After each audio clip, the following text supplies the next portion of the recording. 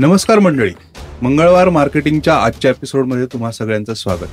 आज आपल्याबरोबर एका खूप इंटरेस्टिंग कॉन्सेप्टवरती बोलायला आलेले आहेत कीर्ती आणि मिलिंद दातार. त्यांची केन बॉट नावाची, आपण त्याला असं म्हणू की एक sugar cane juice robot company आहे आणि त्यांचा एक अनसीन शार्क टँकवरचा पिच पण आहे. भरपूर व्ह्यूज पण आहेत त्याला युट्यूबवरती. पहिल्यांदा तुमचं दोघांचंही स्वागत आहे पॉडकास्टमध्ये. Thank you so much. आपण थोडीशी पॉडकास्टमध्ये स्टेप्स थोड्याशा स्किप करू किंवा शफल करूया आणि तुमच्या शार्क टँक पिच पासून सुरुवात करू. तर ओव्हरऑल एक्सपिरियन्स कसा होता, ऍप्लिकेशन तुम्ही कसं केलं आणि नेमकं तिथे जेव्हा पिच करायला गेलात त्यावेळेस काय काय घडलं ते तुम्ही सांगा. आणि तुम्ही मे बी दोघं आहात इथे तर you can take your own turns. नक्की, काही हरकत नाही. सो रिगार्डिंग की how was the selection process and all, तर त्याच्यात थोडंसं मागची स्टोरी अशी आहे की मिलिंद आणि आम्हाला दोघांना ना शार्क टँक USA हा फार आवडायचा. तर आम्ही त्याचे ऑलमोस्ट सगळे सीझन्स बघितले. In a way I would say की आम्ही तो एंटरप्रेन्योरशिप जे काही असतं ते बरंच काही त्या शो मधनं आम्ही शिकलो. कारण त्याच्या आधी आम्ही IT मध्ये होतो आणि we started our own startup, तर फारसं काही नॉलेज नव्हतं. तर ते आम्हाला फार आवडायचं. आम्ही त्याचे प्रत्येक सीझन बघितले होते आणि ते कुठेतरी असं असतं ना की वेन यू ॲडमायर समथिंग, आणि जेव्हा आम्हाला ते कळलं की आता इंडियामध्ये शार्क टँक आलंय, तर वी वर म्हणजे आम्हाला एकदाही विचार करावा लागला नाही. We are like okay, we are going here. अगदी it was like a manifestation of a dream. कारण we admired that show, we admired the founders who reach there. तर I think that conviction was so strong की जेव्हा आम्ही apply केलं, then of course त्याच्यात बरीच process होती. They were lot of selection rounds started from one form, another form, मग pitch video, मग ऑडिशन पण झालं. So it was a very complicated process actually बघितलं तर. कारण आमच्या वेळेला आम्ही सीझन 1ला होतो, तर त्यावेळेला देर वेर अराउंड 75,000 ॲप्लिकंट्स. बापरे. आणि त्यापैकी 198 made it to the final shoot round. तर तसं एलिमिनेशन भरपूर होतं. But if you ask us की आम्ही असं काही स्पेशल केलं का, ऑनेस्टली नाही केलं special. I mean I don't know. We were just being authentic. जे काही आपली जर्नी आहे, जे काही आपली स्टोरी आहे, ते आम्ही त्याच्यात लिहिलं, सांगितलं किंवा पिच केलं. अँड आय थिंक आम्ही पोचलो तिथे. That was the way it was. Right. So साधारण ड्युरेशन तरी काय होतं या प्रोसेसचं? सो आम्ही अप्लाय केलं around May, month of May. And there were different rounds. The audition was done in August. So it took around 3 months की audition करायला. त्याच्यानंतर आमचं शूट राऊंड फिल्म सिटी गुरगावला झालं. That happened in November. So good 6 months. 6 महिने process चालला. Right. So exactly pitch काय होता, shark tank साठी तुम्ही तयारी कशी केली त्या पिच साठी? इनफॅक्ट आमचा आयुष्याचा पहिला पिच होता. कारण तोपर्यंत आम्ही फंड रेझिंग. ओके, आता परत त्याच्या मागची स्टोरी अशी आहे की पॅन्डेमिकच्या आधी आमचं business was completely bootstrapped. It was profitable, it was sustainable, आणि we were able to grow it in a very organic manner. त्यामुळे आम्ही असं फंड रेझिंग वगैरेसाठी कधीच प्लॅन केलं नव्हतं किंवा काही केलं नव्हतं. ऍक्च्युली गरज पण नव्हती. बरोबर. म्हणजे we were expanding through the revenue that we were earning. म्हणजे जे आम्ही कमवायचो तेच परत बिझनेसमध्ये टाकत होतो. आणि त्याच्या पलीकडे to go with funding and diluting equity तसं विचार पण नाही आला आणि गरज पण नव्हती. बरोबर. But since Shark Tank was like a dream come true, I mean, we always dreamed की एक असं स्वप्न होतं की शार्क टँकचे एवढे सगळे आम्ही सीझन्स बघितलेत. तर we were seeing ourselves standing in the studio right from the day we started watching it. आणि ते जेव्हा मॅनिफेस्ट झालं. राईट. सो आणि also one more thing happened in between was when the pandemic hit, आमचा तो business got disrupted basically. We were making good revenues before pandemic, but it came down to 0. आणि आम्हाला pivot करायला लागलं. आता pivot करायचं म्हणजे again start from scratch. Though we did not change the product. Sugar cane juice was always the common thing, पण आम्ही completely redefine केलं. So then at that stage आम्हाला जाणवलं की आता आपल्याला फंडिंगची गरज लागणार आहे. शार्क टँक आलं, म्हटलं ठीक आहे, अप्लाय करूया. So that was actually our first pitch ever to the investors. Amazing. So now if we look back, of course we were not that refined at that point of time. तर ते सगळं होतं. आणि दुसरं अजून एक challenge त्यावेळेला preparation मध्ये होतं की हिंदीमध्ये पिच करणं.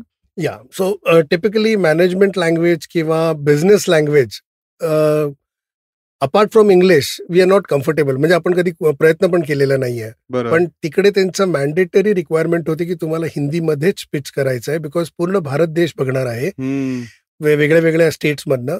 तर Hindi is a common language with everyone understands. So पहिला तर अंगाला काटा आला की हिंदीमध्ये पूर्ण कसं पिच करणार आम्ही. बट थोडीशी प्रॅक्टिस आणि त्यांची एक टीम होती जे पिचिंगसाठी आम्हाला मदत करत होती. तर त्यांच्या मदतीने आम्ही थोडं हिंदीमध्ये कम्फर्टेबल झालो सुरुवातीमधनं. आणि then it was pretty comfortable for us. Right. So आता त्याची लिंक तर आपण डिस्क्रिप्शन मध्ये देऊया, सो दॅट लोकांना ते ऍक्च्युअल तो एपिसोड किंवा ते शूट बघता येईल. आता आपण कॉन्सेप्ट वरती येऊ की एक्झॅक्टली केनबॉट आत्ता काय करतं. आणि you made a very interesting point की जिथे तुम्हाला थोडंसं पिवट करायला लागलं, तर त्याविषयी पण आपण डिस्कस करू. नक्कीच.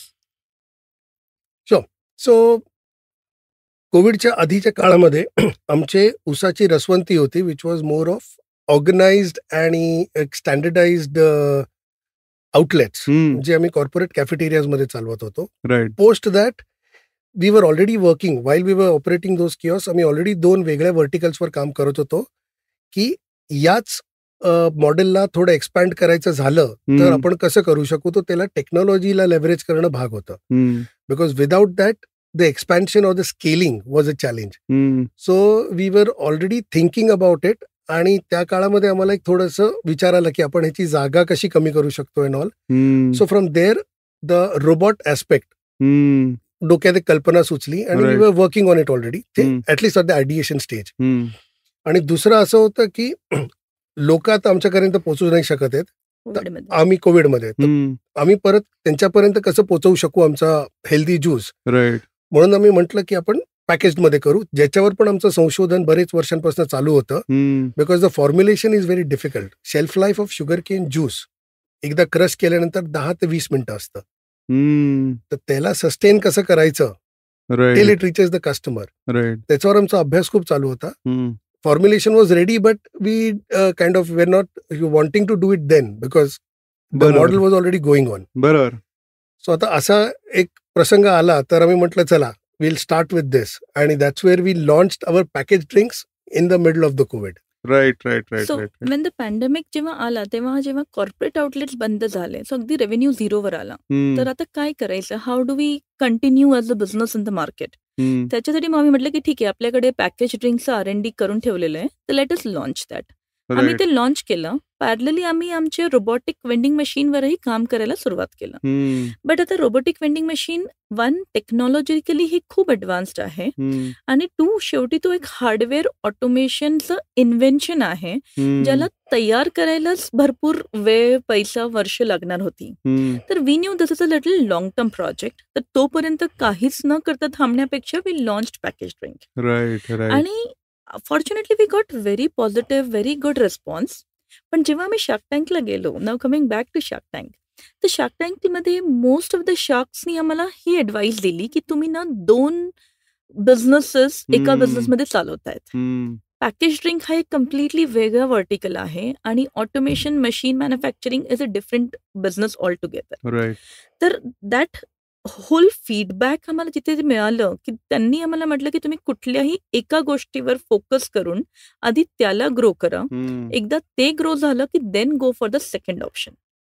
सो आमच्यासाठी तो एक खूप मोठा आय से लर्निंग एक्सपिरियन्स होता. म्हणजे आम्हाला फंडिंग ऑफकोर्स नाही मिळाली for these reasons, but more importantly आम्हाला जो फीडबॅक मिळाला, So we still, when we look back, we think की तो फीडबॅक ऍक्च्युली इतका ॲक्युरेट आणि इतका बेनिफिशियल होता की त्याच्यामुळे आमची बरीच वर्ष किंवा बरेच lakhs of rupees we have saved due to those kind of learnings. तर आम्ही शार्क टँकवरनं परत आलो. 10 दिवस आम्ही म्हटलं की ठीक आहे ना, काहीच नाही, आधी आपण विचार करूया नेमकं करायचं काय, how do we go about it. And then we decided to discontinue package drinks. म्हणजे आम्ही त्याला होल्डवर टाकलं. दो वी वेर मेकिंग रेव्हेन्यूज, त्यावेळेला त्यातनं पैसे येत होते, फीडबॅक वॉज गुड, पण कसं आहे की जर का आपण गेलो आणि आपल्याला काही लोकांनी फीडबॅक दिले, people whom we respect, whom we admire आणि who have really done something big in their own businesses. Right right right. तर जर का आपण त्यांचं फीडबॅक नाही घेतलं किंवा नाही इम्प्लिमेंट केलं तर then it's a lost opportunity completely. Right. So then we took that आणि आम्ही पॅकेज ड्रिंकला कम्प्लिटली होल्डवर टाकलं. We focused only on the machine and the rest of the journey started on the machine front. Right. That was also a long journey, but yes, I think that was very important decision that helped us in a very positive manner. पण आता ह्याच्यामध्ये तुमच्याकडे obviously 2 option होते की either go big on the package drink side किंवा switch completely to the vending मशीनचं innovation आणि त्याचं scale up. Obviously it was going to take time. तर तो डिसिजन कसा घेतलात की पॅकेज ड्रिंकिंगचा ऑप्शन बंद करायचा? सो बंद किंवा होल्ड म्हणू आपण rather. Hold. Right. So basically as Kirti said, आम्ही आल्यानंतर आम्ही ऍक्च्युअली दुविधामध्ये होतो. आम्हाला एक बेसिक कल्पना होती की हे दोन्ही बिझनेस करणं म्हणजे 2 घोड्यावर जाण्यासारखं आहे. बरोबर. इट वॉज रिस्की, बट ते धाडस होत नव्हतं बिकॉज दोन्ही आमचेच बेबीज होते. Right. But then when 4 to 5 people on the Shark Tank said the same thing, मग आम्हाला विचार करणं भाग आलं की बाबा ही लोक पण तेच म्हणतायत, आमच्या मनात पण तेच चालू आहे. So yes, now it is a time for us to take a decision की दोन्हीपैकी काहीतरी एकच आपल्याला पुढे करायचं आहे. Correct. So now which vertical.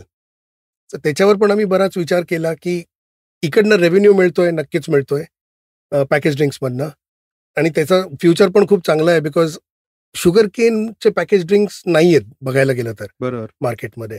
But then it was a different journey also.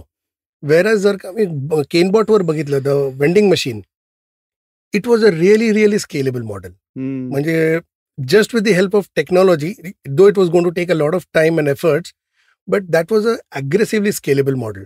So आम्ही जेव्हा ती अनालिसिस केली, we realise that going with the bot is a far more better and strategic decision compared to the packaged drinks.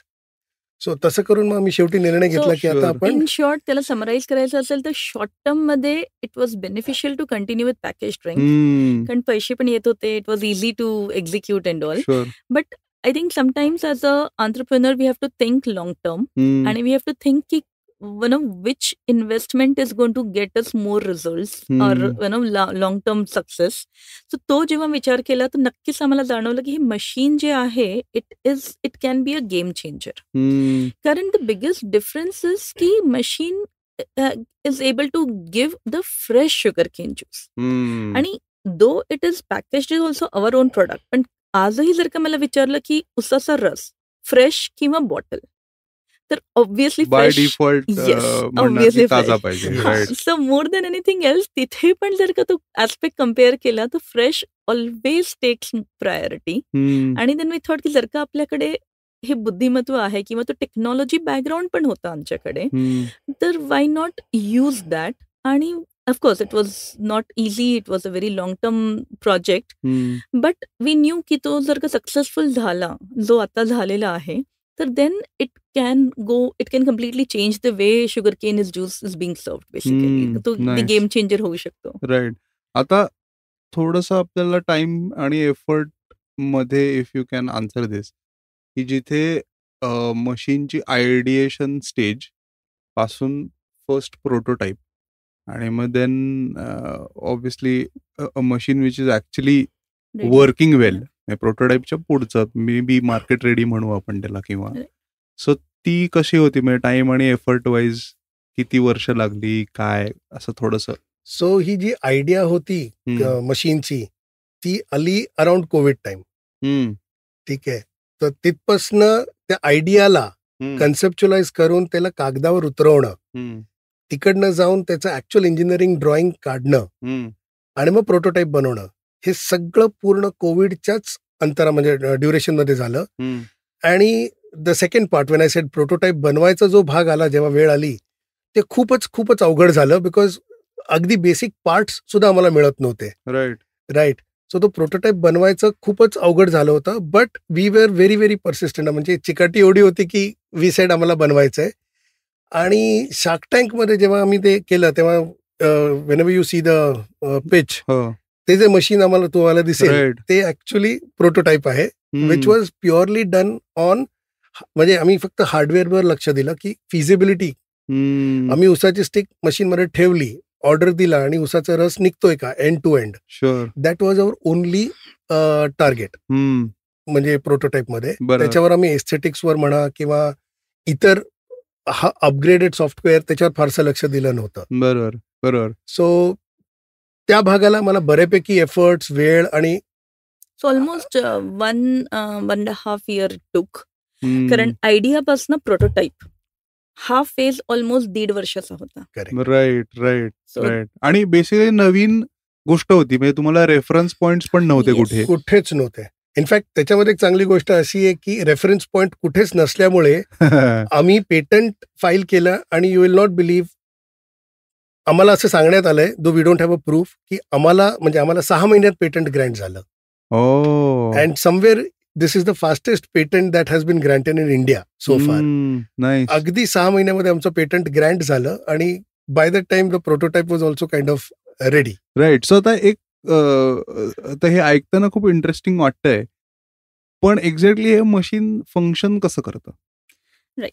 तर actually I tell you की आपण coffee vending machines बघतो सगळीकडे, right. तर आता आमचं ऍक्च्युली थॉटच तिथपासून सुरू झालं की चॅलेंज काय आहे की आपलं जे शुगर केन ज्यूसचा आमचा किऑस्क मॉडेल होता तो ऍक्च्युली स्केलेबल नव्हता. म्हणजे काय की त्याला बऱ्यापैकी जागा लागायची. तर जागा लागली की रेंट इज व्हेरी हाय. मग त्याला ऑपरेट करायला कमीत कमी 3 ते 4 मॅनपॉवर लागणार. मग बरंच काही त्याच्यात चॅलेंजेस आहेत. तर आणि आता फॉर एक्झाम्पल मुंबईमध्ये जर का आपण एखाद्या कंपनीमध्ये गेलं तर त्यांच्याकडे तेवढी जागा पण नाही आहे आपल्याला देण्यासाठी, even if you are ready to pay the rent. तर आमचं ऍक्च्युली ऑब्जेक्टिव्ह होतं की याला आपल्याला कॉम्पॅक्ट कसं करता येईल. And then the idea was की जर का कॉफी वेंडिंग मशीन असू शकते तर sugar cane juice vending machine का नाही.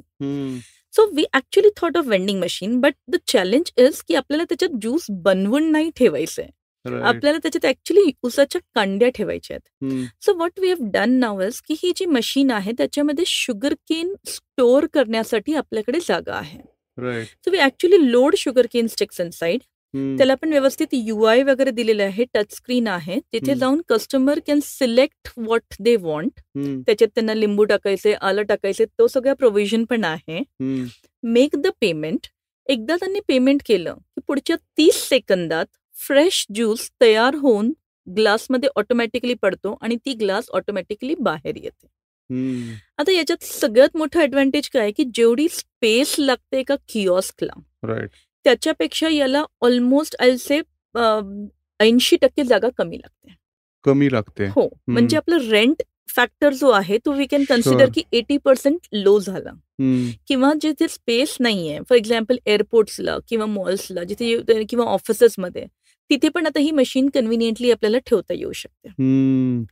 तर हा जो आहे त्याच्यामुळे आपण शुगर केन ज्यूस किंवा उसाचा रस अशा सगळ्या जागेपर्यंत पोचवू शकतो जिथे otherwise fresh juices are not available. आणि त्याच्यामुळे कन्झ्युमर्सचं काय प्रॉब्लेम की they end up drinking package drink, general जे असतात ते इवन कार्बोनेटेड ड्रिंक्स किंवा वॉट एव्हर. बट अनफॉर्च्युनेटली त्याच्यात it is not good for health, it is not good for farmers, it is not good for environment. कोणाचंच त्यात फारसं काही होत नाही. बट जस्ट बिकॉज तो कन्व्हिनियन्स फॅक्टर आहे त्यामुळे कन्झ्युमर्स किंवा we end up चुझिंग that. So then we were like, with this kind of machine, आपण एक हेल्दी ऑप्शन त्या सगळ्या जागेंवर जिथे अदरवाईज फ्रेश ज्यूस मिळत नाही, like airports, malls, offices, even hospitals, या सगळ्या गोष्टींवर, मेट्रो स्टेशन, रेल्वे स्टेशन, तिथे आपण ही मशीन लावू शकतो इझिली आणि लोकांना ताजा उसाचा रस मिळू शकतो, जेणेकरून त्यांनाही हेल्दी ऑप्शन मिळतंय, फार्मर्सला आपलं कॉन्ट्रीब्युशन जातोय आणि environmentally also it is positive, कारण नो प्लास्टिक बॉटल्स आणि we follow circular economy also. तर त्याच्या मागचा हा सगळा बेसिकली उद्देश आहे. म्हणजे इनफॅक्ट शुगर केन क्रश केल्यानंतर जे बगास निघतं त्याला आपण बगास म्हणतो, त्या बगासला पण आम्ही कन्व्हर्ट करायसाठी we have already tied up, where in the bagasse will be processed and converted into green biofuel. And now there is another startup ज्यांनी त्या बगासमधनं फर्निचर बोर्ड्स पण बनवलेत. Great. So just imagine this becomes a complete circular economy. Right. So आता या process मध्ये तुम्ही कुठल्या गोष्टींमध्ये involved आहात? म्हणजे what I see currently is obviously machine तर आहे, पण त्याला रेग्युलरली शुगरकेन सप्लाय लागणार आहे. Yes. किंवा जसं यू सेड की आलं, लिंबू, वॉट एव्हर फ्लेवर्स असेल, ऍडेड शुगर तर डेफिनेटली नाहीये त्याच्यामध्ये. नाही. सो हा एक पार्ट झाला. त्याच्यानंतर सर्विंगसाठी मग ग्लासेस आले. ते बगॅस कलेक्ट करण्यासाठी एक मेकॅनिझम आहे. तर या सगळ्या प्रोसेसमध्ये तुम्ही कुठे कुठे इन्व्हॉल्ड आहात? कशाने विचारतोय, if somebody wants to install the machine, hmm. तर असं काही सर्व्हिस पॅकेज आहे का तुमचं, की ज्याच्यामध्ये एंड टू एंड बाबा आम्ही सगळं बघू, तुला काही बघायची गरज नाही? ऍब्सोल्युटली. सो टिपिकली हे जे मशीन बनवलंय आपण त्याला विकणार नाही आहोत.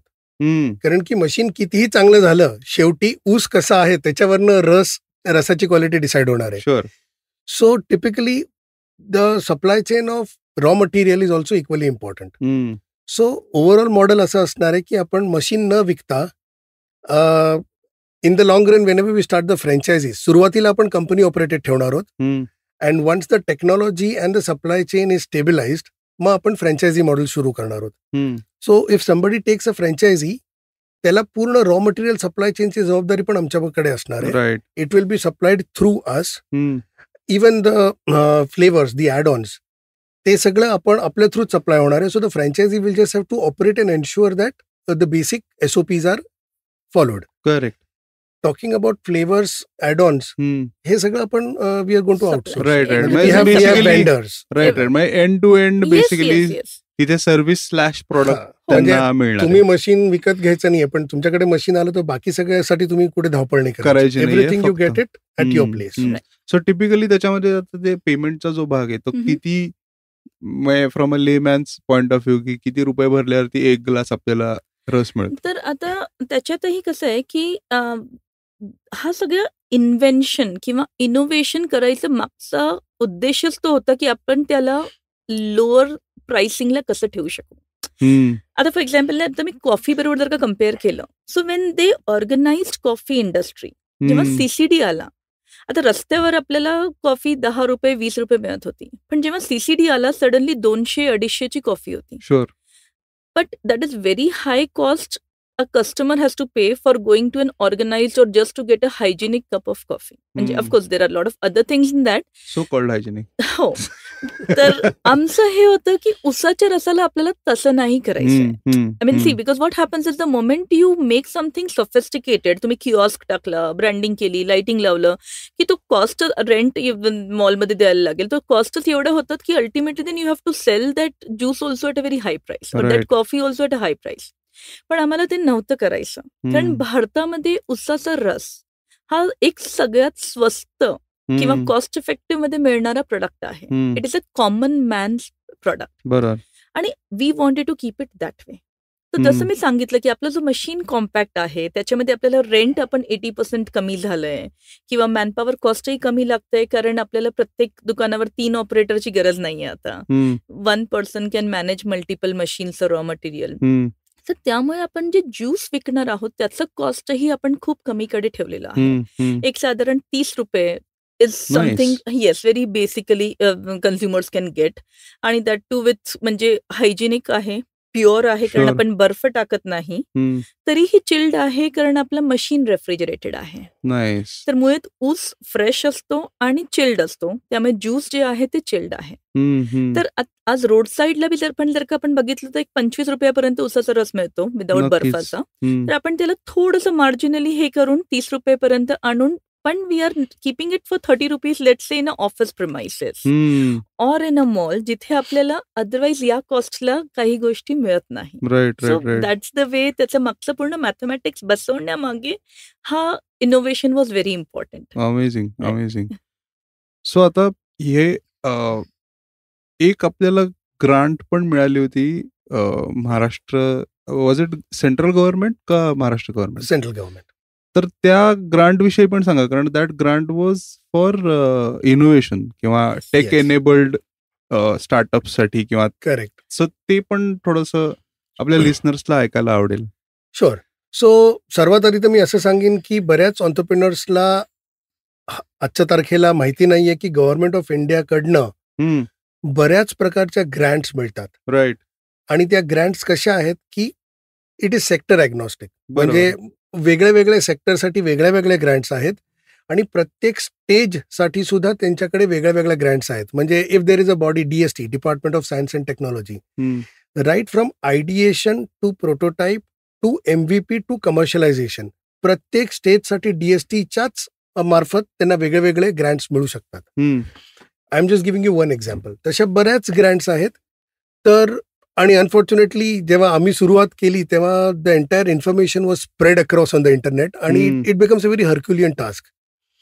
So I can give one reference to all the listeners. Venture Center नावाची एक इन्क्युबेटर आहे विच इज एन NCLची इन्क्युबेटर विंग. सो त्यांचा एक डेटाबेस आहे, Venture Center funding database. Okay. त्या डेटाबेसमध्ये तुम्हाला consolidated list of grants, equity-based funding, rewards, fellowships, everything is there. So all the startups and entrepreneurs, they can actually go there. Coming back to the grants that we have got, आम्हाला BIRAC BIG नावाची एक Grant मिळालेली आहे. Okay. Which is purely for either medtech or biotech or agri-tech and allied services, secondary agriculture. So आम्ही agri-tech and secondary agriculture मध्ये apply केलं होतं आणि it is one of the toughest grants to crack. And we were fortunate to get that grant in the first go itself. The grant is of 50 lakhs. Plus, So fortunately, because of that 50 lakh of grant, आम्हाला जे काही ते prototype होता, so if you remember shark tank मधला जो prototype होता तो खूप आम्ही फ्रुगली बिल्ड केलं होतं. बिकॉज ऑफकोर्स पॅन्डेमिक होतं, revenues were not there, we didn't have enough money. तर तो खूप एक छोटा प्रोडक्ट तयार झाला. छोटा म्हणजे not in size but in terms of quality and all. पण तो हा जो ग्रँट मिळाला, fortunately that helped us make a product which is now market ready. तर अशा पद्धतीचे जे ग्रँट्स आहे, जे गव्हर्नमेंट आज सपोर्ट करतात, तर त्याच्या मागचं कारण असं आहे की if there is any kind of technological innovation, त्यांचं डिस्क्रिप्शन आहे असं की tech innovation which is addressing the unmet national need. म्हणजे एखादं नॅशनल नीड आहे जी अजून मीट झालेली नाहीये आणि असं जर का तुम्ही काही इनोव्हेशन करत आहात जे सक्सेसफुल झाल्यामुळे नॅशनल लेवलला त्याचा इम्पॅक्ट होऊ शकतो, that kind of Grant that was. So असे बरेच आहे, आम्हाला अशा प्रकारचे बरेच ग्रँट्स अजूनही मिळाले. Total around 70 lakh rupees of grants we got, which became a huge support. कारण काय असतं ना की जेव्हा आपण एखादा नवीन इनोव्हेटिव्ह प्रोडक्ट तयार करतो तेव्हा त्याच्यात रिस्क भरपूर असते. सुरुवातीला nobody knows whether this product will become successful or not. त्यावेळेला investors are also not comfortable putting their money in to that. Because normally investors want to put money where they have assurance about fast and steady returns. And nothing wrong. That's the kind of business they are into. Right. So, पण normally मग founders काय करतात की they give up on their dreams. Investors कडे जातात, पैसे मिळत नाहीये, स्वतःकडे पैसे नाहीये. सो देन दे थिंक की नाही, आपल्या भारतात इनोव्हेशन होऊ शकत नाही कारण कोणी सपोर्टच करत नाही. पण असं नाहीये. That is wear intermediate support is given by the government through these grants. आपण जर का ती माहिती काढली, of course that requires lot of due diligence. Patent होतं आमच्याकडे, त्याचा फायदा झाला. बऱ्याच गोष्टी आहे where governance is very important to get those grants. But if you have everything in place आणि if you are genuinely utilising it, I think that is the best support we as founders can get until we reach to a stage where investors are now willing to put the money for further expansion. Actually माझा तो प्रश्न होता की because of all this maybe आता investors will be slightly keen or majorly keen slightly पेक्षा. पण this is a very good piece of information. कारण म्हणजे आपण बाहेर पण बोलत होतो की अनेक फाउंडर्सला हे माहिती नसतं, कुठे शोधायचं हे माहिती नसतं. तर त्याच्या काही लिंक्स असतील तर ते आपण डिस्क्रिप्शन मध्ये कॅन प्लेस इट. एक मला प्रश्न होता की ग्रांट मिळाली, ऑब्व्हियसली असे काही 50 लाख डायरेक्टली मिळत नसतील कदाचित, काही स्टेजेस मध्ये मिळत असतील आणि ऑब्व्हियसली थोडंसं रिपोर्टिंग बॅक पण त्याच्यामध्ये असेल. तर त्या ओव्हरऑल स्ट्रक्चर विषयी पण थोडंसं सांगा. Right. So basically as you correctly said की ग्रँट्स जे असतात ते एका शॉटमध्ये मिळत नाही, मल्टिपल ट्रँचेसमध्ये मिळतात आणि each tranche is tag to a milestone. बरोबर. तर आपण जेव्हा त्यांना प्रपोजल देतो तेव्हा so basically government direct grant देत नसते पहिली गोष्ट. सो आपल्याला कोणत्या तरी इन्क्युबेटर बरोबर टायअप करावं लागतं. We have to get incubated with them. Correct. So ही BIRAC BIG ग्रँट जी आहे त्याच्यासाठी आमचे बिग पार्टनर जे आहेत ते साइन IIT बॉम्बे आहेत. सो त्यांच्याबरोबर आम्ही प्रपोजल शेअर केलं की आम्हाला हे 50 लाख आम्ही कसे युटिलाइज करणार आहोत आणि कोणत्या माइलस्टोनला आम्ही काय अचीव्ह करणार आहोत. So each milestone we have to achieve something, we have to give them the report, they analyse it, they review it, आणि once they are satisfied then they release the next tranche. Right.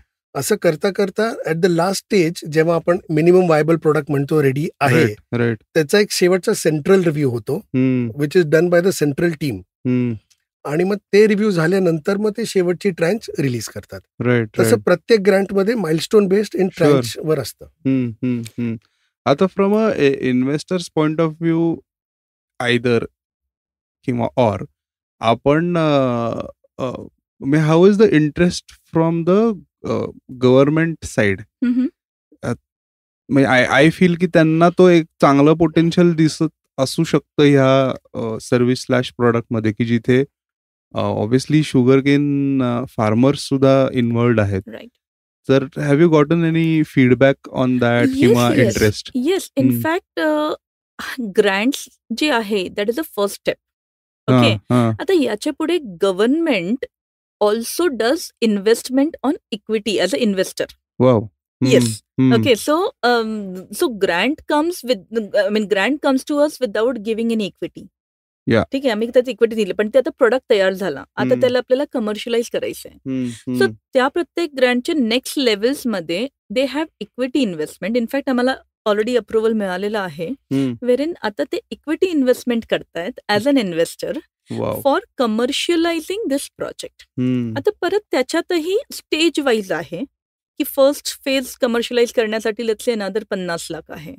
मग ते एकदा commercialise झालं, initial pilot झालं की त्याच्यानंतर परत next लेवलचं Grant आहे जे अप टू 5 CR पण आहे. Investment, not grant, these are investment. So even government कडनं इन्व्हेस्टमेंट आहे.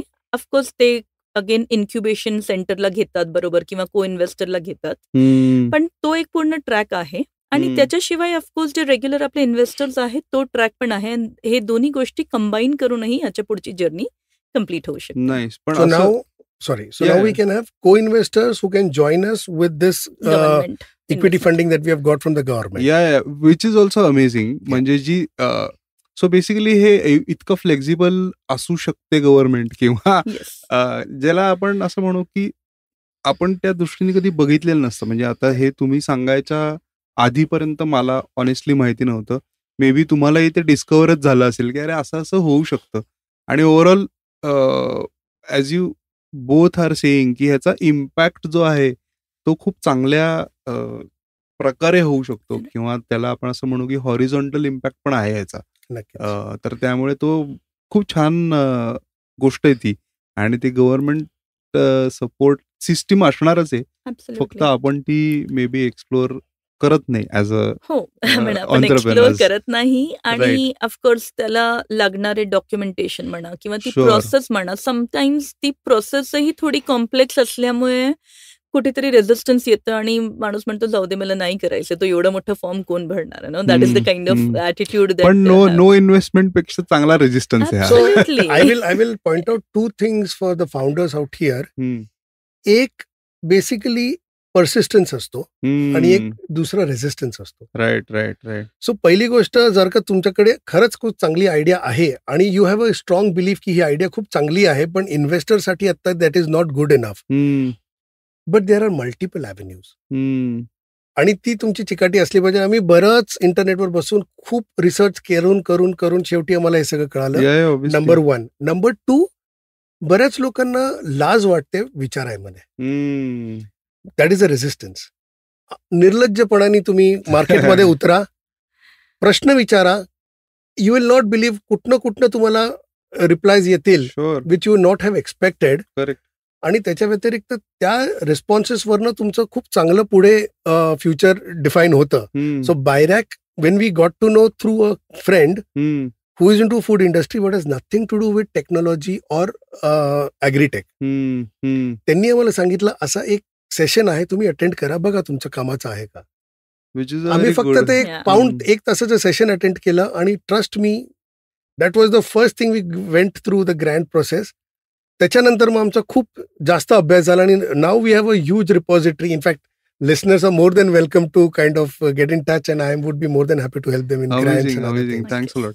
आणि इट इज नेसेसरी, म्हणजे असं हे इन्फॉर्मेशन स्प्रेड करण्यासाठी सुद्धा मे बी पॉडकास्ट हा एक ॲव्हेन्यू आहे डेफिनेटली. नक्कीच. पण आपण ते डिस्क्रिप्शन मध्ये तर देऊचे. आता या सगळ्या गोष्टी ऐकायला खूप जरी वेळ खाऊ वाटत असल्या, आणि त्या आहेत, पण एका बाजूला तुमचं इनोव्हेशन पण चालू होतं, टेक पार्ट पण भरपूर आहे, हार्डवेअर पार्ट पण भरपूर आहे. ती एक सप्लाय चेन तुमची येते फ्रॉम फार्मर्स, सो त्याचं गणितच कम्प्लिटली वेगळं आहे, म्हणजे ॲग्रो रिलेटेडच गोष्टी आहेत. तर हे सगळं करत असताना टीम कशी बिल्ड होत गेली, किंवा आता एक्झॅक्टली किती टीम आहे आणि कोण कोण काय काय करतं? सो राईट, तर अगेन त्याच्यात बरेच फेजेस होते. Pre pandemic we had 30 employees, 30 लोक होती. आणि आम्ही काय केलं, बेस्ट पार्ट, की आम्ही ऊस जेव्हा प्रोक्युअर करतो, आम्ही डायरेक्ट शेतकऱ्यांकडनं करतो. आम्ही सप्लायर्स कडनं किंवा इंटरमिडिएटरीज कडनं करत नाही, किंवा मार्केटमधनं घेत नाही, कारण त्यात क्वालिटी किंवा स्टँडर्डायझेशन किंवा कन्सिस्टन्सी मिळत नाही. सो आम्ही फॉर्च्युनेटली सुरुवातीला बिझनेस सुरू करायच्या आधी याच्यात खूप वेळ इन्व्हेस्ट केला. म्हणजे अक्षरशः आम्ही ऑलमोस्ट 6 महिने दर वीकेंड, त्यावेळेला we both were working in IT, पण दर वीकेंडला आम्ही गाडी घेऊन बाहेर निघायचो आणि रोज एका गावात जाऊन तिथे ग्रामपंचायतमध्ये बोलायचं, कोणाशी बोलायचं, ऊस मिळणार का, हे का ते का करून. तसं आम्ही 6 महिने ऑलमोस्ट, मला वाटते बरेच 100 गावं आम्ही फिरलो, 100 गाव विलेजेस आम्ही फिरलो. आणि तसं सगळं करून आम्ही तो एक बेल्ट आणि एक particular set of farmer identify केला. पण तो जो इन्व्हेस्टमेंट होता टाइमचा, आणि तेव्हा तो सिलेक्ट केल्यानंतर त्यांना आम्ही जे काही एज्युकेट केलं, ट्रेन केलं, आणि आमच्या स्पेसिफिकेशन्स किंवा आमचे स्टँडर्ड्स त्यांना कळवले. तर मागची 10 वर्ष तो एरिया आमचा सेट झालेला आहे. That entire raw material sourcing किंवा सप्लाय चेन किंवा ऊस कसा पाहिजे, याच्यामध्ये आम्हाला आता फारसं काहीच करावं लागत नाही, कारण those farmers are now trained. त्यांना कल्पना आहे, आणि of course we pay them premium price, त्यामुळे त्यांना मोटिवेशन पण आहे. तर त्या सगळ्या गोष्टींमुळे, सो ॲज अ एंटरप्रेन्योर, म्हणजे of course as we grow the business, आपली टीम वाढते, आपले वर्क डिवाइड होतात. पण काही गोष्टी स्पेशली आम्ही याच्यात खूप बिलीव्ह करतो, की आपले जे काही सप्लायर्स किंवा वेंडर्स आहे, ते शोधताना किंवा फायनलाइज करताना खूप वेळ जातो. पण ते एकदा व्यवस्थित केलं ना, तर मग पुढची 10 वर्षही आपल्याला we don't have to worry about. Right. So त्यामुळे आमचं प्रत्येक, not just sugar cane supplier, आता आम्ही कॉन्ट्रॅक्ट मॅन्युफॅक्चरिंग केलं, जिथे आपले मशीन्स मॅन्युफॅक्चर होतात, तर त्यांच्याबरोबर आमचं जे काही रिलेशनशिप आहे, जे काही आहे, सो तसं करून प्रत्येक साईडला we have got reliable partners. त्यामुळे आम्हाला खूप जास्त बॅकएंडमध्ये फोकस करावा लागत नाही. We can spend lot of our time and energy towards actually running the business, growing the business. तसं आहे. पण तरी येस, त्यातल्या त्यात we have clear division of work. म्हणजे आता आम्ही दोघंही कपल असूनही, एका ऑफिसमध्ये एका घरात काम करूनही, आमच्या दोघांचे डिपार्टमेंट्स वेगळे आहे, आमच्या दोघांचे एरियाज ऑफ एक्सपर्टीज पण वेगळे आहे. At times we come together, we discuss things together, पण ज्याचं डिपार्टमेंट आहे त्याचं फायनल वर्ड. म्हणजे आर्ग्युमेंट झालं किंवा if we are not agreeing on certain points, पण जर का त्याचं department. This you're talking on the business front, right? Yes, on the business front. Yes, at home front you know the answer, right? Yeah. There's only one boss. Yes, but so that helps us keep the sanctity in the team. Perfect. किंवा त्याच्यामध्ये. So आता मला एक प्रश्न असा पडला, की जेव्हा तुम्ही नोकरी करत असताना शेतकऱ्यांना भेटत होता गावात जाऊन, ऑब्व्हियसली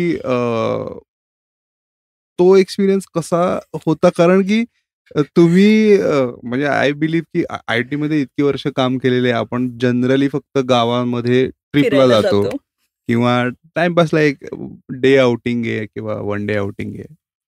तर तो एक्सपिरियन्स कसा होता?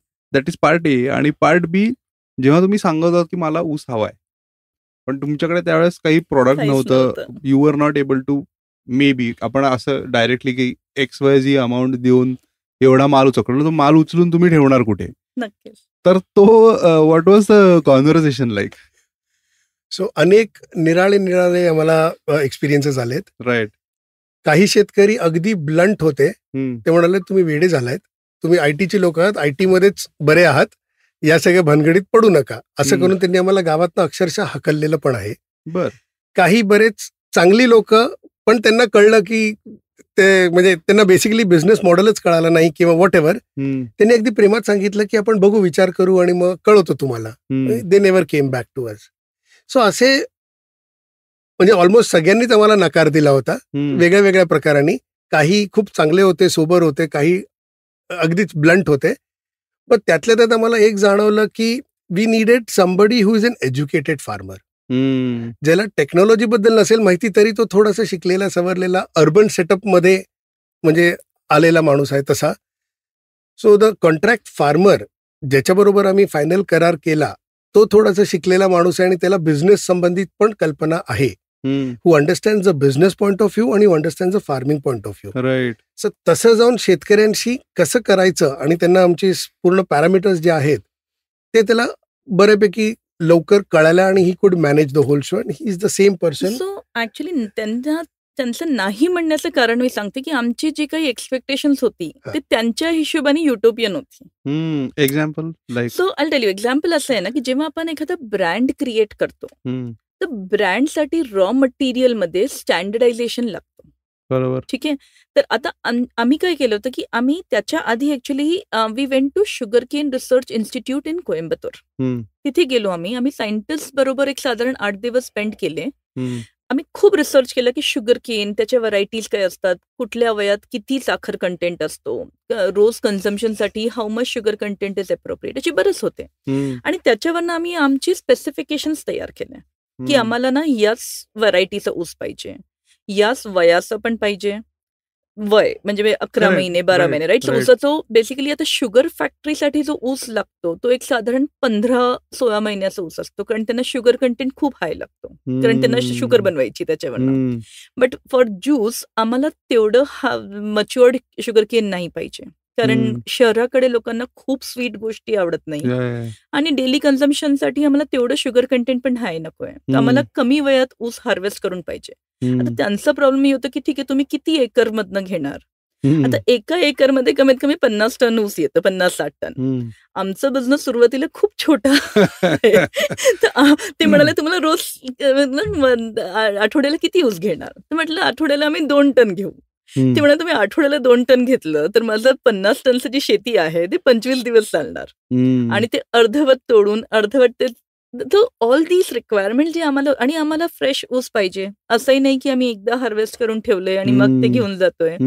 आणि आम्हाला वर्षभर सेम वय पाहिजे, म्हणजे मला जूनमध्ये पण त्याच वयाचं पाहिजे, ऑक्टोबरमध्ये पण आणि जानेवारीमध्ये पण, विच मीन्स त्यांचं growing cycle.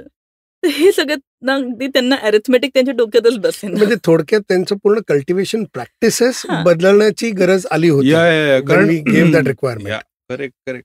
No, I can imagine त्यांचे काय चेहरे होत पण त्यांना एक्झॅक्टली हे जेव्हा मी त्यांना सांगायचो ना, त्यांना अक्षरशः ते म्हणाले तुम्ही वेडे झाले, असं कळशी नाही होऊ शकत. तुम्हाला तर शेतीचा काही अनुभव नाहीये आणि तुम्ही हे सगळे जे बोलताय ते अक्षरशः वायफळ आहे असं. एक्झॅक्टली.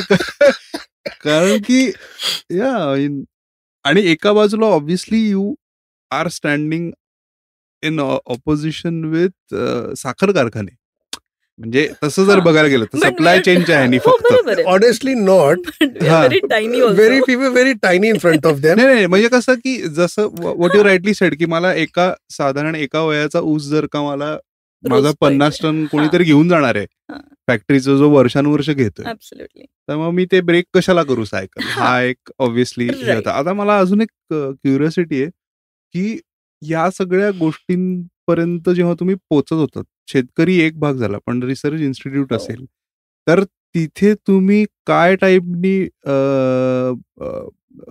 कम्युनिकेशन करत होतात, म्हणजे रायटिंग एन ईमेल पासून ते थोडंसं सांगा ना की how were you drafting your communication. कारण तुमच्याकडे प्रोडक्ट नव्हतं, आयडिया होती, ऑब्व्हियसली रिसर्चचा भाग होता. So I tell you one thing, म्हणजे ना मला असं वाटतं की जर का आपण ऑथेंटिक किंवा जेन्युअनली आपल्या करिअर बद्दल सिरियस असलो ना, तर ते आपल्या लँग्वेजमध्ये, आपल्या बॅकग्राऊंडमध्ये, आपल्या क्रेडिबिलिटीमध्ये ते दिसतं.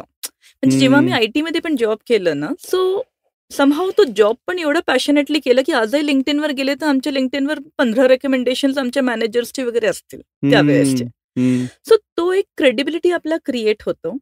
आणि ऑफकोर्स आम्ही जेव्हा त्यांना रिच आउट केलं रिसर्च इन्स्टिट्यूटला पण, तर त्यांच्या आता सायंटिस्ट शोधायचे कोण नेमकं. So of course there is lot of research work.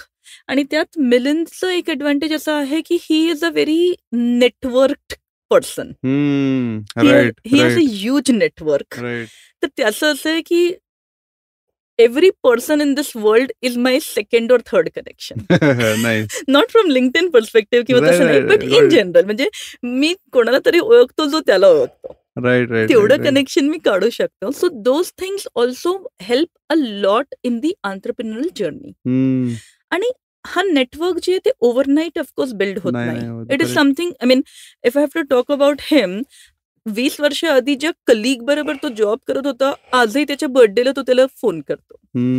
So त्याचं आता काही घेणं देणं नाहीये, but that's the way he has nurtured his network, that's the way he has kept it alive. आणि त्यामुळे त्या नेटवर्कचा भरपूर फायदा होतो. कारण जेव्हा आपण एक कोल्ड ईमेल कोणाला लिहितो वर्सेस कोणाच्या रेफरन्सने जेव्हा आपण रीच आउट होतो, सो द रिसेप्टेबिलिटी किंवा जे एक्सेप्टन्स आहे ते आपल्याला मच वाईडर मिळतो. बरोबर. म्हणजे नेटवर्क एक्सप्लोर करण्यासाठी पण थोडासा रिसर्च की बाबा कोण कुठे आहे, कोणाचं कोणी ओळखीचं आहे का, असं करून ते थोडंसं. सो नेटवर्क असणं एक भाग आहे आणि नेटवर्कला वापरणं, युटिलाइज करणं, की आता मला सोहमला फोन करायचा आहे, ते डोक्यात कसं येतं. For that you have to jog your memories on a regular basis. It is not like की हा चला तर मी सोहम बरोबर कनेक्ट झालो, बसून राहतो, मला कधी स्टुडिओची गरज पडली तर फोन करेन. बरोबर. I have to be in constantly touch with him and I have to talk to him and understand his connect. Correct. आणि ते बोलूनच होतं. राईट. पण तो खूप इम्पॉर्टंट भाग होता, especially for your kind of startup, जिथे फक्त टेक भाग नाहीये. म्हणजे now that we go deep in your work, त्याच्यात बरेच ऍस्पेक्ट्स आहेत की जिथे सो आता हे ज्याला आपण म्हणू आयडिया सक्सेसफुल ऑब्व्हियसली आहे, या आयडियाचा फीडबॅक शेतकऱ्यांकडनं कसा आहे? ऑब्व्हियस जे कॉन्ट्रॅक्टर्स आहेत त्यांचा तर असेलच, आणि काही असे लोक शेतकरी आहेत का की नाव they want to associate with you. So basically सुरुवातीला बरीच लोक तयार नव्हती, पण जसं आमची रिक्वायरमेंट वाढत गेली, टू दी एक्सटेंट दॅट आम्ही दिवसाला 2 टन मागवायला लागलो होतो in our earlier model pandemic. So मग लोकांना कळायला लागलं की अरे बाबा यांच्याकडे काहीतरी चालू आहे.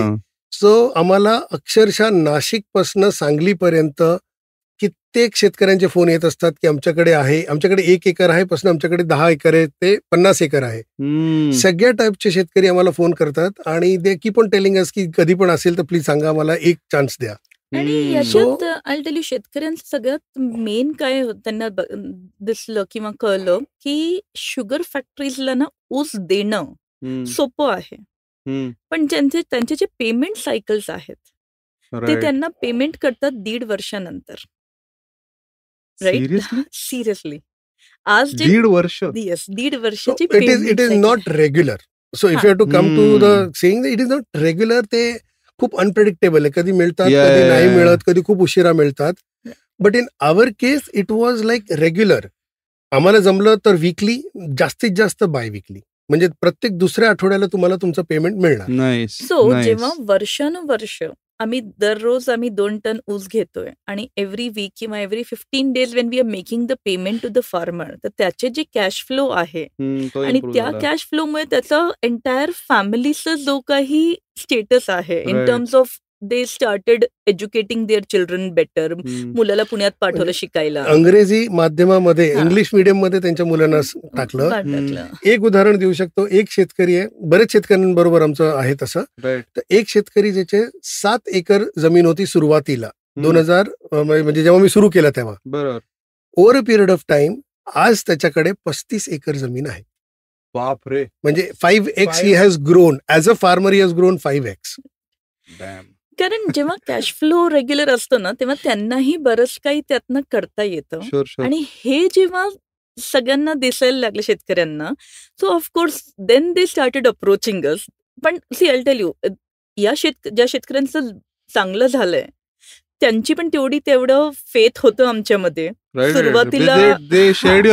सुरुवातीला त्यांनी खूप मोठा रिस्क घेतला आमच्या, आणि सुरुवातीला क्वांटिटी खूप छोटी होती, त्यावेळेला त्यांनी आम्हाला सपोर्ट केला. So that is something which got paid back to them in the long run. तर नक्कीच कुठेतरी तो रिस्क एलिमेंट जो आहे तो प्रत्येक स्टेक होल्डरला घ्यायला लागतं जो बिझनेसमध्ये असोसिएटेड आहे. फक्त आम्हाला फाउंडर्सला असं नाही, पण प्रत्येक stakeholder whoever is involved with us, ते पण त्यांच्या जागेवर रिस्क घेतात. So when he agreed to give us रोज छोटा क्वांटिटी कट करून शुगर फॅक्टरीला न देता किंवा एकाच वयाचं आम्हाला अरेंज करून सगळं करणं. So he has also put lot of efforts in that, but that eventually has paid of. आणि तो एकदा उदाहरण तयार झालं ना, मग सगळे तयार झाले, कारण आता मेकॅनिझम कळलं की नेमकं करायचं कसं आहे ते. आता दुसरे फळबागवाले येत नाहीत का की आता जसं ऊसाचं केलंय तसं संत्र्याचं करा किंवा हे असं? बरेच डाळिंब, संत्र, मोसंबी, लिंबू तुम्ही आमच्याकडनं घ्या. बरेच आमच्याकडे रिक्वायरमेंट्स असतात. इज दिस मशीन और is this model now replicable for other fruit juices? Yes, so that's a good question actually. So बघायला गेलं तर हे जे मशीन आहे त्याच्यामध्ये एकच मेकॅनिझम, जे क्रशिंग मेकॅनिझम आहे, तो जर का आपण मॉड्युलर केला तर इतर पूर्ण machine same conceptualisation for any kind of a fruit juice. Right. So our next version of the machines would be sugar cane juice is the first application, because ते आमचं अगदी जिव्हाळ्याचा विषय आहे. पण in the next progression of this model we intend to introduce other fruit juice vending machines as well. आणि also काय की हार्डवेअर त्याचा हा एक भाग आहे, बट अपार्ट फ्रॉम हार्डवेअर, म्हणजे hardware will change for every fruit, पण अपार्ट फ्रॉम हार्डवेअर त्याच्यात बरंच काही IoT आपण जे म्हणतो किंवा सॉफ्टवेअर म्हणतो किंवा कस्टमर एंगेजमेंट प्लॅटफॉर्म वगैरे आहे, ते सगळ्या बऱ्याच गोष्टी आहे. What we call as let's say ecosystem. तर ती इकोसिस्टम विल रिमेन कॉमन. बरं, थोडं IoT बद्दल सांगा, कारण बऱ्याच लोकांना माहिती नसेल. इंटरनेट ऑफ थिंग्स ऑब्व्हियसली, पण त्याचं बेसिक जर सांगायचं झालं तर what would you? Basically IoT म्हणजे नेमकं काय की सॉफ्टवेअर आणि हार्डवेअर याला आपण जेव्हा इंटिग्रेशन करतो, राईट, तेव्हा आपण सॉफ्टवेअरच्या माध्यमाने एखाद्या हार्डवेअरला कंट्रोल करू शकतो. That is what is called as internet of things. कारण तुमच्याकडे थिंग्स आहेत, एक मोटर आहे किंवा एक ऍक्च्युएटर आहे किंवा जे बरेच पार्ट्स असतात मशीनमध्ये. So from a software code we want to control them. त्याला ऑन करणं, ऑफ करणं, त्याचा स्पीड वेरी करणं, जे काही आपल्याला ऑपरेशन्स करायचे, that is what is called as IoT.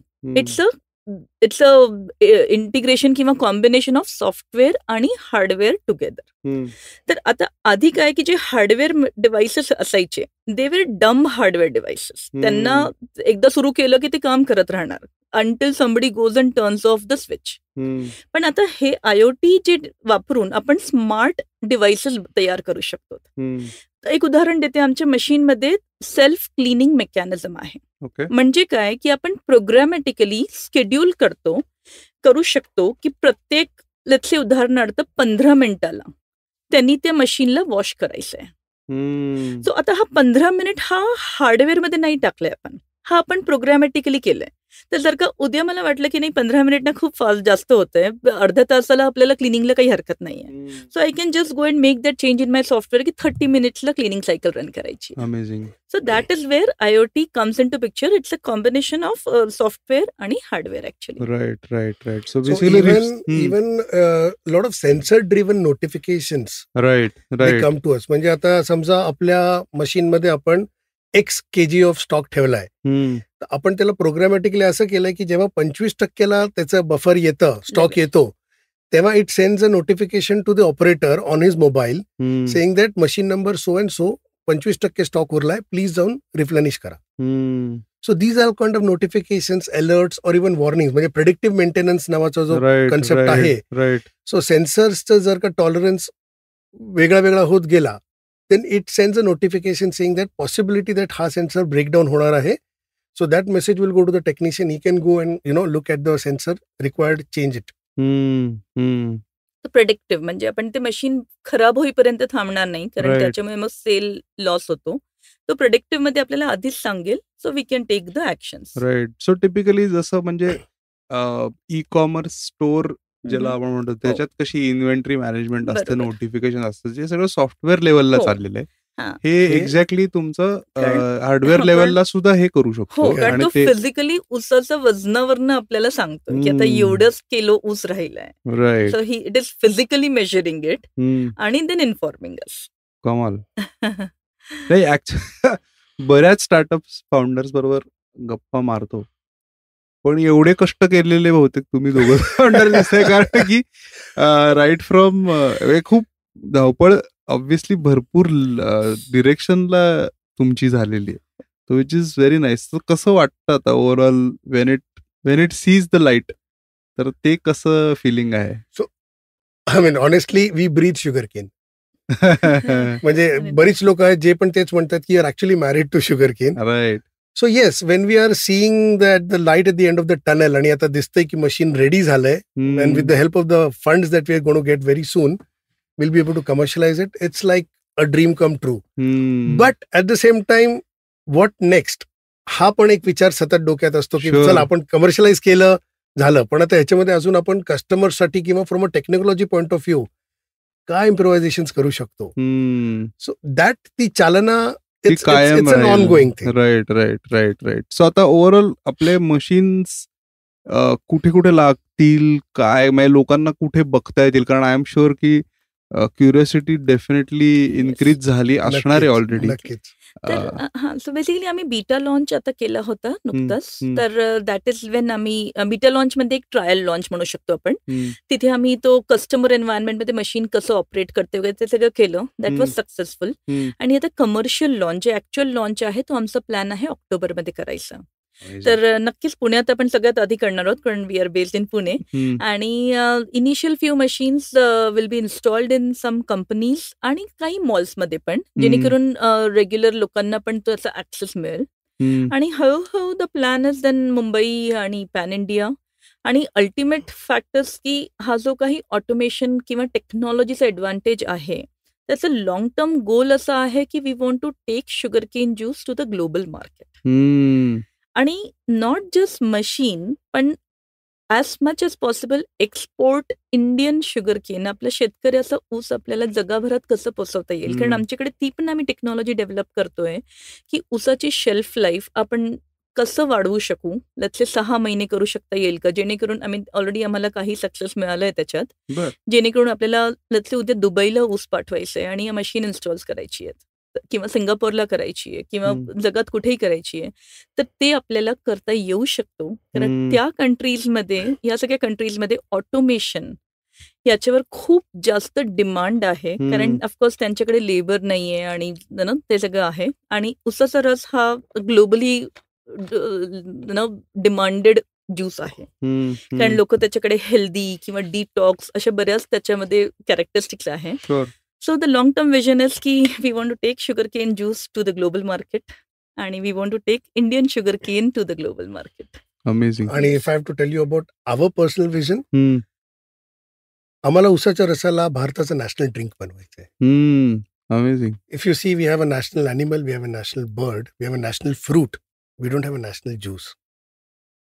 So sugarcane juice को हमको national drink of or national juice of India banana है. Nice. So I think let us wrap this up on this visionary idea of yours. आणि amazing journey आहे. I am sure की I'm going to get a lot of round to say requests as and when you probably once you launch it commercially आणि असं किंवा नवीन काही असेल तर always welcome. आणि in any capacity माझी काही मदत लागली तर I am always happy to help. Likewise.